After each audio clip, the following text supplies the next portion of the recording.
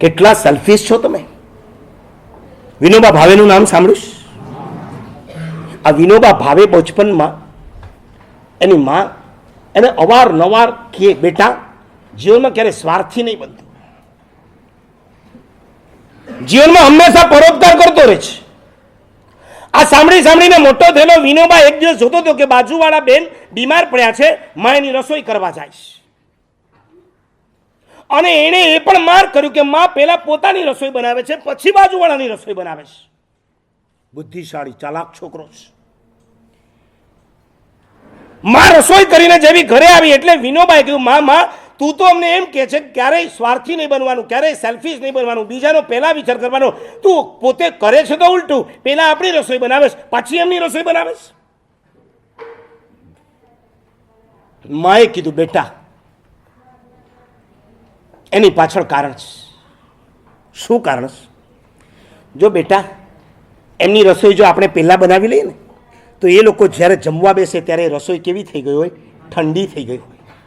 એટલે હું આપણી રસોઈ પહેલાં બનાવી લઉં છું, એમના ટાઈમે જ એમની રસોઈ બનાવું છું, જેથી એ લોકોને ગરમા ગરમ ખાવા મળે અને આપણે તો એક વખત ઠંડુ ખાઈએ તો પણ ચાલે. આને કહેવાય પરાર્થ. આપણો પ્રેમ વર્તમાન કાળમાં વધુ ને વધુ સ્વકેન્દ્રિત થતો જાય છે. એમાં જ્યારથી તમે લોકો ગામડા છોડીને શહેરમાં આવ્યા છો, તમે એટલે તમારા મા બાપ, ત્યારથી માંડીને ઓર તમે સ્વાર્થી થતા ગયા છો.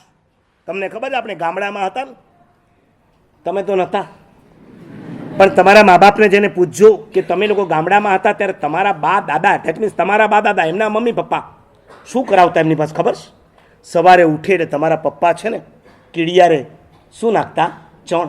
કીડિયારે શાક કણ નાખી આવતા, લોટ નાખી આવતા, મકોડાને ગોળનો રવો આપી આવતા, કબૂતર હોય ને એને શું આપતા હતા? ચણ આપતા હતા. ગાય હોય એને શું નાખી આવતા હતા? ઘાસ નાખી આવતા હતા. કૂતરાને શું આપતા હતા? રોટલી આપી આવતા હતા.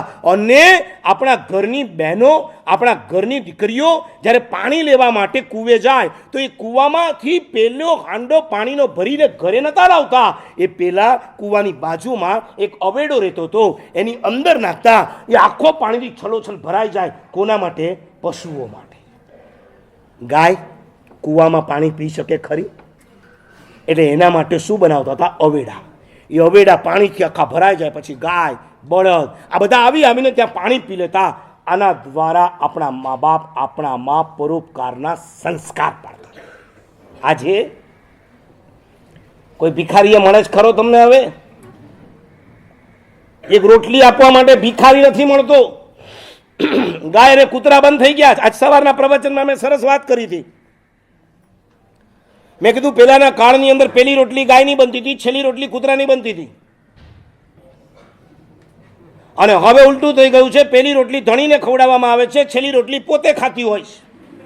એટલે ગાયની રોટલી ધણી ખાય એટલે ધણી ગાય જેવો ગરીબ થઈ ગયો, અને છેલ્લી રોટલી છે ને ઓલી પોતે ખાય છે, એટલે એ છેલ્લી કોની હતી?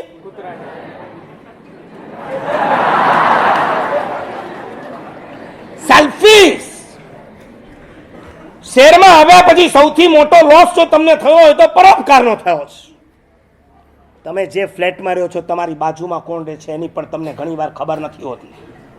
એક કાળ એવો હતો કે તમારા ઘરમાં હાંડવો બનતો ને તો બાજુના ઘરમાં જતો, અને એના ઘરમાં ઇડલી થતી ને તો તમારા ઘરમાં આવતી.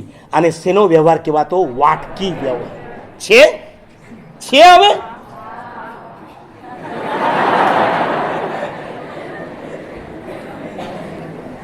50% ને ત્યાં હવે વાટકી વ્યવહાર નથી રહ્યો.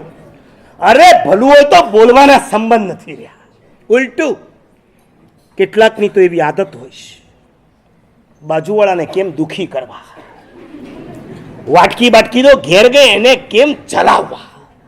એક ભાઈ સાંજના ઓફિસથી ઘરે આવ્યો, જોયું તો ડસ્ટબિન બાજુમાં છે અને કેરીના ગોટલા છોતરા બધું બહાર પડ્યું છે.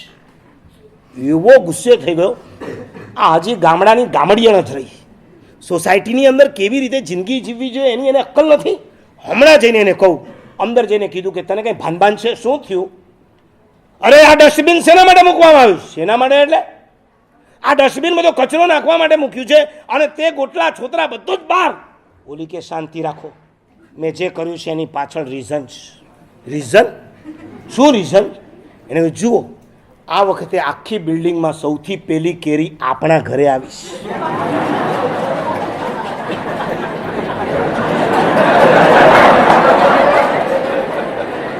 હવે આખી સોસાયટીને મારે બતાવવું હોય કે મારા ઘરે કેરી આવી છે તો ક્યારે બતાવી શકાય? એ ડસ્ટબિનમાં નાખવું તો થોડી ખબર પડે. ગોટલા ને છોતરા બહાર નાખ્યા હોય, જતા આવતા બધા આના ઘરે કેરી આવી. આ સેલ્ફિશનેસ. એના કરતાં એમ ના કરી શકાય કે હું જે મેંગો લાવ્યો છું એની નાની નાની ચીરી બનાવું એક રકાબીની અંદર, અને સોસાયટીમાં અથવા ફ્લોરમાં જેટલા પણ આજુબાજુના ઘર છે દરેક જગ્યાએ આપવાથી પણ મેસેજ તો પહોંચે છે કે નથી પહોંચતો? મેસેજનો મેસેજ પણ પહોંચે છે અને થેન્ક્સના થેન્ક્સ પણ મળે છે. પણ સેલ્ફિશ માણસને ક્યારે આવો વિચાર નથી આવતો. સંસ્કૃતમાં બહુ સરસ સુભાષિત છે, ये केचित सुखिता लोके ते सर्वे अन्य सुखे छया, ये केचित दुखिता लोके તે સર્વે અન્ય દુઃખે જ છયા. આ જગતમાં જે પણ લોકો સુખી છે ને, પોતાની જાતને સુખી માને છે, એ બીજાને સુખી કરવા દ્વારા જ પોતે સુખી બન્યા.